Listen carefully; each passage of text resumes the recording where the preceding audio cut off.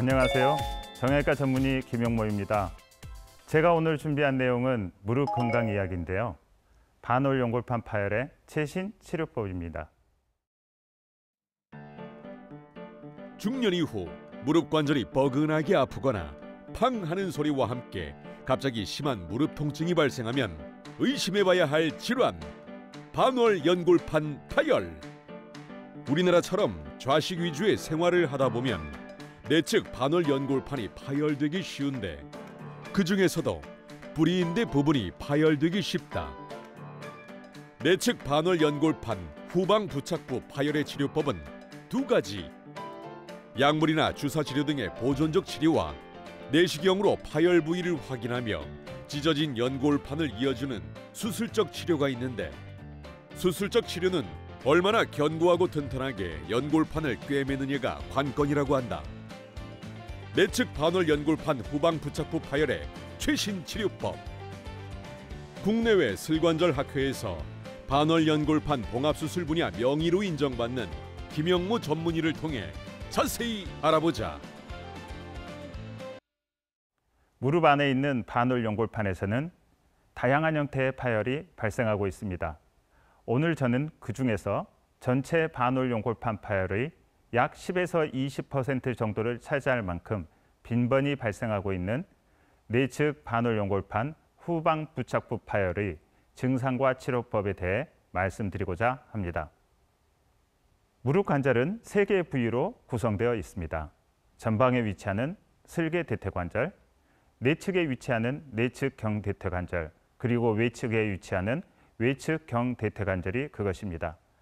관절 부위의 뼈는 하얗게 보이는 관절 연골에 둘러싸여 있고, 이와 더불어 내측 그리고 외측 관절 사이에는 판상 구조인 반월 연골판이 위치하고 있습니다.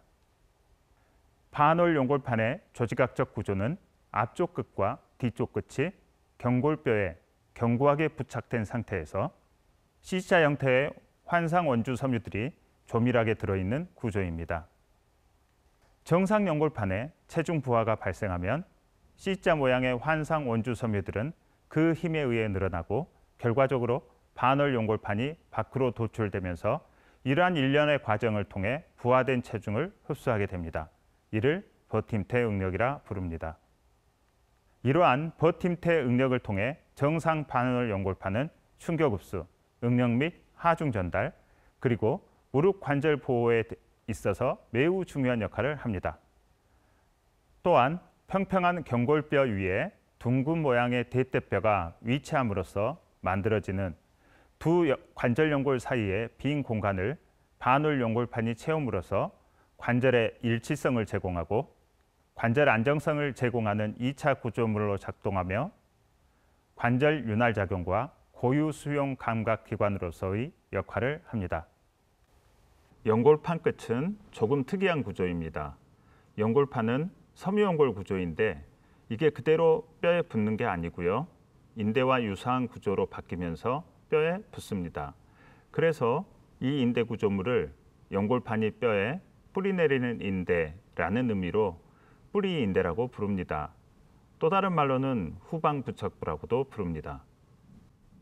저는 오늘 그 중에서도 가장 흔하게 발생하는 파열인 내측 반월 연골판 후방 부착부 파열에 대해 말씀드리고자 합니다.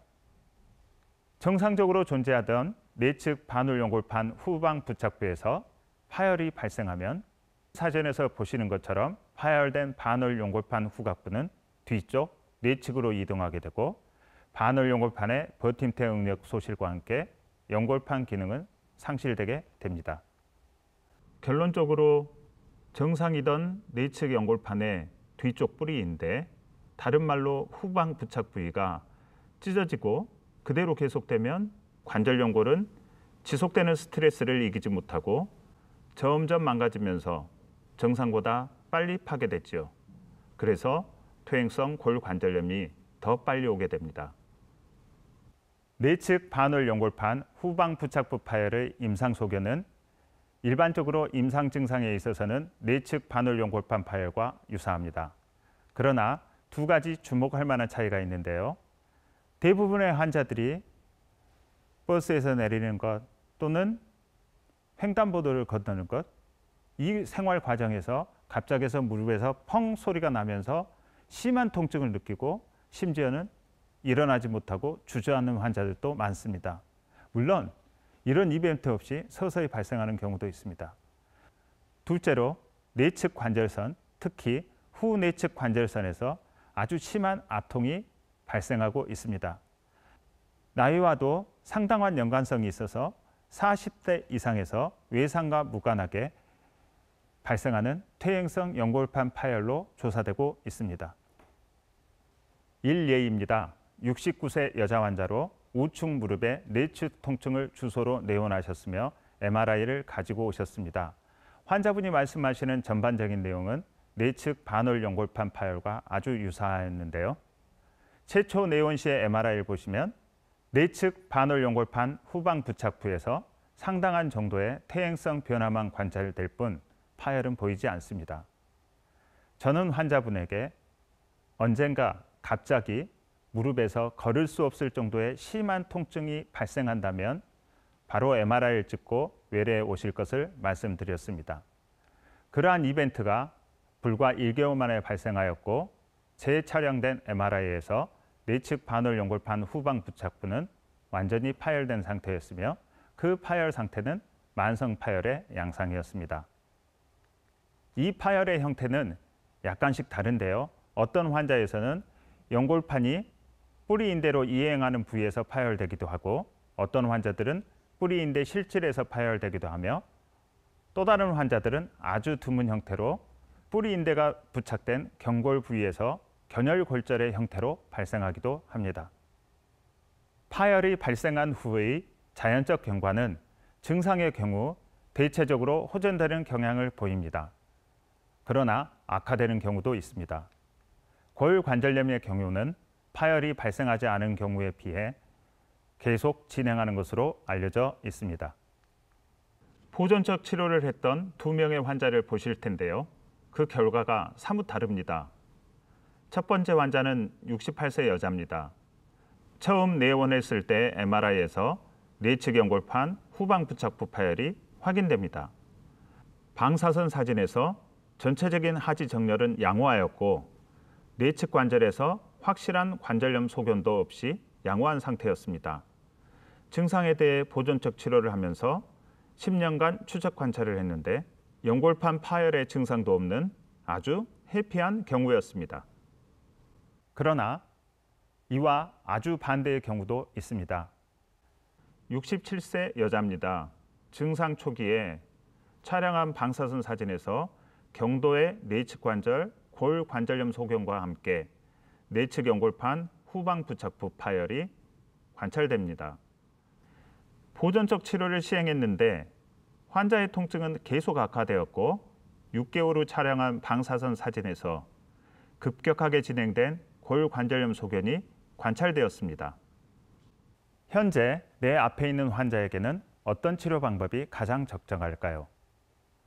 우리가 환자를 치료하는 것은 현재의 상태에서 미래를 내다보면서 나아가는 것입니다. 그러나 환자의 치료 결과를 바라보는 것은 미래의 위치에서 과거를 돌아보는 것입니다. 따라서 모든 환자의 치료 결과를 예측할 수는 없으며 이에 따라 적당한 치료 지침이 필요합니다. 내측 반월 연골판 후방 부착부에서 파열이 발생하였을 때의 일반적인 치료 지침은 먼저 이 환자에 대해 수술적 봉합술이 가능한가를 고려해야겠습니다. 만약 환자에게 수술적 치료가 부적절하거나 환자가 수술을 원치 않는다면 그대로 두면서 경과 관찰을 할 수가 있겠습니다. 그럼에도 불구하고 환자가 계속적으로 통증을 호소하는 경우이며 골관절염이 너무 심하게 진행되어 있다면 연골판을 절제하는 방법을 생각해야 되겠고 전반적으로 관절 상태가 아주 깨끗하며 연골판 상태도 깨끗하다고 한다면 수술적 봉합술을 고려해 볼 수 있겠습니다. 이 환자는 54세 남자 환자인데요. 관절 내시경 사진을 보시면 이미 심하게 진행된 골관절염이 보여집니다. 관절 상태에서 뼈는 대부분 소실된 상태이고요. 반월 연골판 또한 상당히 진행된 불량한 상태의 만성 파열을 보여주고 있습니다. 이런 경우라면 수술적 치료가 의미가 없기 때문에 보존적 치료를 하는 것이 원칙입니다.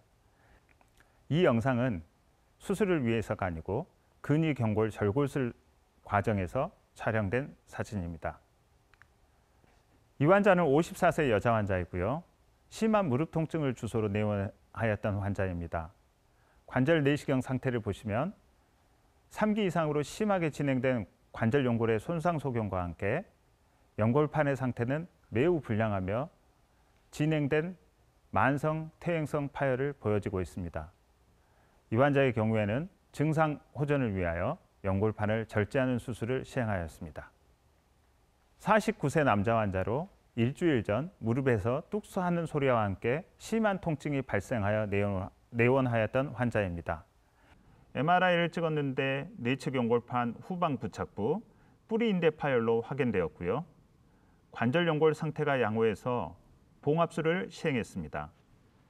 그리고 6개월 후 2차 관절경 검사를 시행하였는데 파열된 연골판이 다시 경골뼈에 아주 잘 붙어 있는 게 확인됩니다.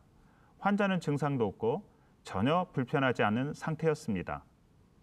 이와 같이 비교적 건강한 연골판 상태이면서 관절 연골 손상도 그렇게 심하지 않고 관절의 정렬도 깨끗한 상황이라고 한다면 수술적 치료가 더 좋은 방법일 것입니다. 2006년에 제가 북미 관절경 학회지에 이 파열에 대한 수술적 봉합술을 발표한 이후 다양한 수술 방법들이 소개되고 있습니다. 저는 현재도 좀 더 효과적으로 수술할 수 있는 방법을 찾기 위해 노력하고 있으며 그 결과를 발표하고 있습니다. 그럼 수술적 치료 방법에 대해서 말씀드리겠습니다. 파열이 존재하는 부위 자체가 굉장히 공간이 좁아서 수술적으로 어떤 기계를 넣어서 수술하기가 상당히 어려운 부위입니다. 또한 뼈에 달라붙는 부위에서 파열이 발생하였기 때문에 양쪽 끝을 갖다 붙일 수가 없습니다. 그래서 수술하는 무릎 관절의 상태에 따라 서로 다른 봉합 방법들이 사용되는데요. 두세 개의 실을 간단히 위아래로 통과시켜서 꿰매는 단순 봉합법이 있고요. 십자 형태로 꿰매는 변형된 마스날렌 봉합법도 있습니다. 이 방법이 단순 봉합법보다 더 안전하고 견고한 방법이지만 수술이 더 어렵다는 단점이 있습니다. 사용하는 실도 흡수성과 비흡수성으로 여러 가지가 있고요. 경골 앞에서 실을 고정하는 것도 쉬운 작업은 아닙니다. 왜냐하면 연골반을 꿰맨 위치와 실을 고정하는 위치가 거리적으로 멀기 때문에 팽팽하게 고정하는 게 어렵기 때문입니다. 그래서 여러 가지 고정법들이 고안되어 사용되고 있습니다. 이들 수술 방법들은 다양한 조합이 가능한데 수술하는 무릎의 조건이나 수술하는 의사의 경험이 그래서 중요합니다. 제가 사용하는 봉합 방법은 십자형 봉합법을 다시 변형해서 봉합 후 파열된 부위의 끝과 끝이 딱 붙도록 제가 고안한 방법으로 재변형된 마스날렌 봉합법이라 부릅니다. 지금 보시는 영상은 단순 수직 봉합법으로 수술하는 모습입니다. 먼저 정강이 뼈의 터널을 뚫고 골 터널에 실 한 가닥을 통과시킵니다. 그 후 터널의 구멍이 관절 내에서 정확하게 어디에 위치하는지를 확인해야 합니다. 이 환자의 경우 최종적인 구멍 위치가 단순 수직 봉합에 적합한 상태입니다. 이제 연골판을 수직 봉합할 차례인데요. 내부에서 실이 통과되는 갈고리 모양의 특수 기구로 연골판을 위에서 밑으로 뚫고 기구 안에 실을 전진시켜 연골판의 수직으로 실을 삽입합니다. 처음 통과한 실은 흡수성 실인데요. 이를 더 단단한 비흡수성 실로 바꾸고 있습니다. 두 개의 실이 삽입된 이후 이들을 경골 터널로 통과시키고 정강이뼈 앞에서 고정합니다. 수술 후 비교적 튼튼하게 고정된 연골판 파열을 확인하고 수술을 마칩니다. 이 환자에서 보시는 것처럼 반월 연골판 후방부는 공간이 매우 비좁기 때문에 수술하는 것이 쉽지 않습니다. 지금 보시는 영상은 제가 개발한 재변형된 마스날렌 봉합법으로 수술을 하는 모습입니다. 동일하게 먼저 정강이 뼈의 터널을 뚫고 골 터널의 실한 가닥을 통과시킵니다. 그 후 터널의 구멍이 관절 내에서 정확하게 어디에 위치하는지를 확인하는데요. 이 환자의 경우 구멍 위치가 재변형된 마스날렌 봉합법에 적합한 상태입니다. 이제 연골판을 봉합하는데요. 동일하게 특수한 갈고리 모양의 기구를 이용하여 연골판을 위에서 밑으로 뚫고 기구 안의 실을 전진시킵니다. 그 다음 수직 봉합과 다르게 그 주변의 최적의 위치에서 다시 한번 연골판을 위에서 밑으로 뚫고 기구 안의 실을 전진시켜 하나의 실이 연골판을 꽉 움켜잡도록 만듭니다. 처음 통과한 흡수성 실을 더 단단한 비흡수성 실로 바꾸고 있습니다. 이렇게 하면 단순 수직 봉합보다 봉합한 실을 견디는 연골판의 힘이 더욱 강해집니다. 처음 봉합한 곳에서 십자형으로 크로스하도록 두 번째 봉합을 시행합니다. 그 후 연골판에 삽입된 두 개의 실을 경골 터널로 통과시키고 정강이뼈 앞에서 고정합니다. 이를 통해 비교적 튼튼하게 고정된 연골판 파열을 확인할 수 있습니다. 경골 끌어내기 봉합술로 수술한 직후의 관절경 수술 사진입니다. 8명의 예인데요. 제가 만든 재변형된 마스날렌 사용법을 사용하였고 비흡수성 봉합사를 사용하였습니다. 1년 후 시행한 2차 관절경 검사에서 7명의 환자에서는 잘 치유된 연골판 파열을 확인할 수 있었습니다. 그러나 일례에서는 다시 파열이 발생하였음을 확인할 수 있었습니다. 이처럼 봉합 수술을 하더라도 다른 형태의 연골판 파열에서와 마찬가지로 반드시 치유된다는 확실한 보장은 어렵습니다. 특히 이 파열은 퇴행성 연골판 파열이기 때문에 여러 가지 조건들이 치유에 불리하게 작용하므로 더욱 그렇습니다. 내측 연골판 후방 부착부, 뿌리인대 파열에 대한 봉합 수술의 실패는 수술하는 의사마다 다르지만 상당한 빈도로 보고되고 있는 것이 현실입니다. 이런 경우 대개 더 이상의 봉합 수술은 안 된다고 생각하는데요. 반드시 그렇지만은 않은 것 같습니다. 이 환자는 62세 여자 환자인데요. 영상을 보시면 봉합 수술 후 2차 관절경 검사에서 봉합 실패가 확인됩니다. 그런데 환자가 비교적 젊고 관절 상태도 양호했습니다. 그래서 어렵지만 다시 한번 봉합술을 시행했고요. 2차 관절경 검사에서 다행히 연골판이 잘 치유된 것을 확인할 수 있었습니다.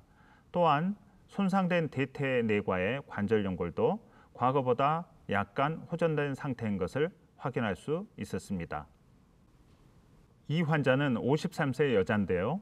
MRI와 관절경 검사에서 후방 부착부 뿌리인대 파열이 확인됩니다.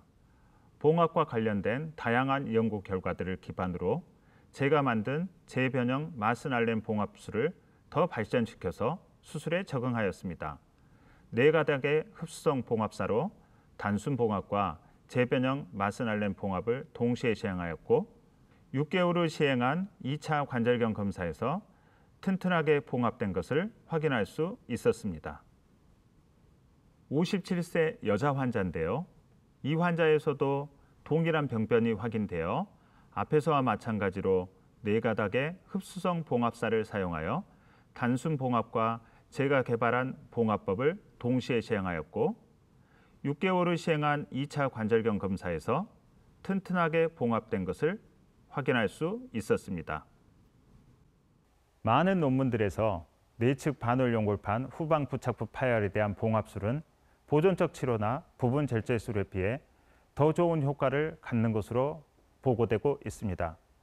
봉합술은 보존적 치료나 부분적 절제술에 비해 환자의 기능 점수가 더 높게 나타났으며 골관절염의 진행을 낮출 수 있었고 인공관절 치환술로의 진행을 낮추는 것으로 확인되었습니다.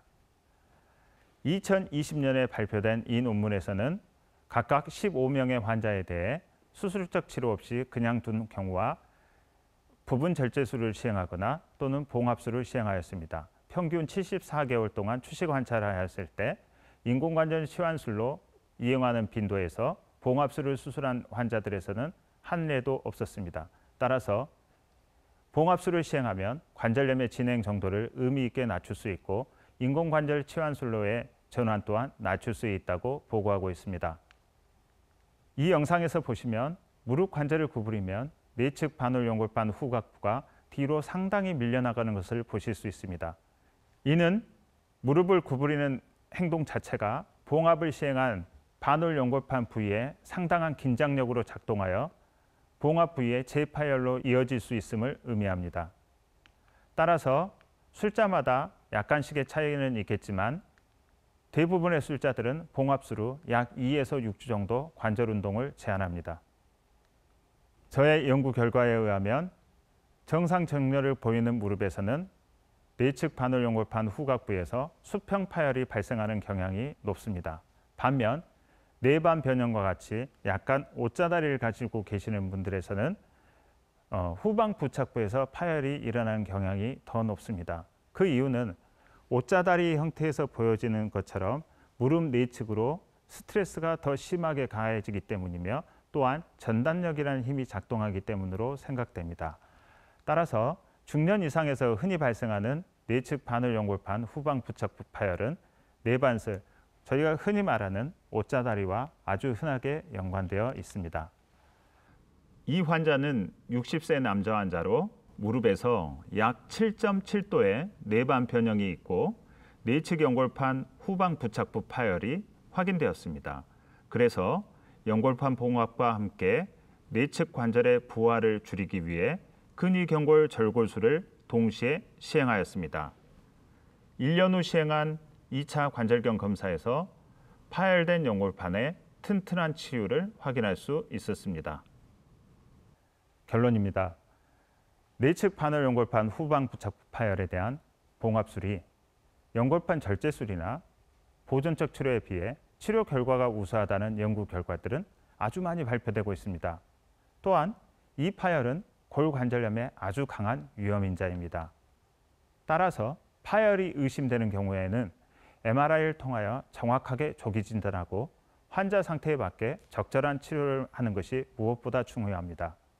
만약 수술적 봉합술에 적응증이 해당된다면 현재로서는 관절경적 봉합술이 가장 최선의 치료 방법이라 하겠습니다.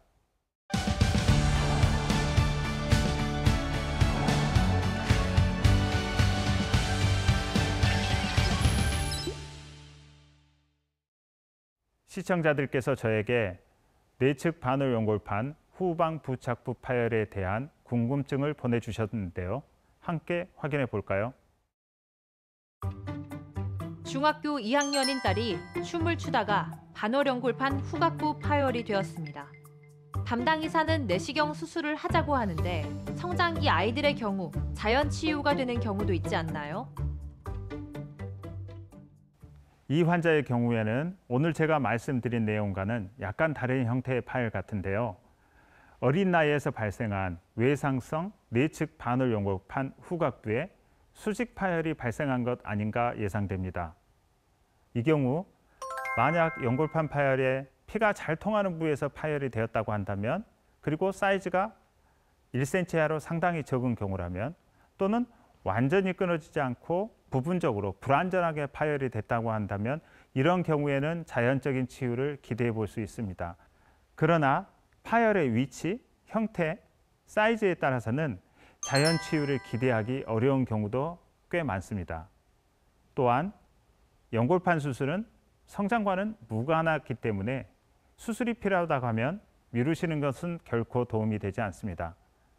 연골판 수술의 경우는 그 수술이 시행되는 공간이 매우 좁습니다.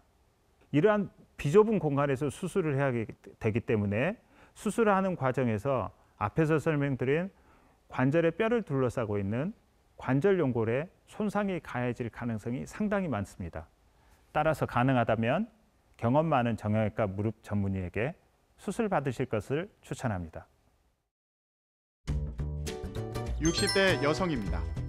반월연골판 파열로 진단받고 수술을 받았는데 수술 후 무릎을 고정해 두었습니다.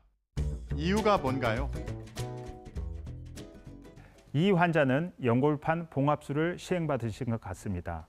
환자의 처음 찢어져 있던 연골판 파열의 패턴이 어떠한지, 그리고 찢어진 위치가 어떠한지, 어떤 봉합 방법으로 꿰맸는지, 꿰매고 나서 파열된 연골판이 얼마나 안정되게 단단하게 고정되어 있는지에 따라서 환자를 고정하는 경우들이 있습니다.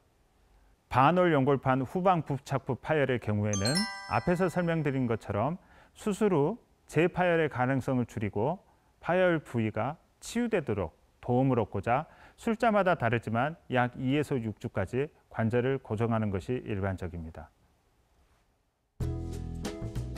50세 여성입니다. 반월 연골판 파열 진단을 받았는데 통증은 있지만 그럭저럭 지낼만 해서 수술을 미루고 있습니다. 꼭 수술을 해야 할까요? 환자분의 나이가 50세 정도로 중년이고 외상 없이 발생한 파열이 있기 때문에 아마도 반월 연골판의 수평 파열이 아닐까 생각됩니다. 환자의 반월 연골판 수평 파열은 나이가 들면서 발생하는 아주 흔한 퇴행성 연골판 파열입니다. 대체로 수술적 치료가 필요치 않은 경우가 많습니다. 그렇지만 MRI에 잘 보이지 않는 연골판 P8 파열 등 다른 형태의 파열이 존재하는 경우도 있고요.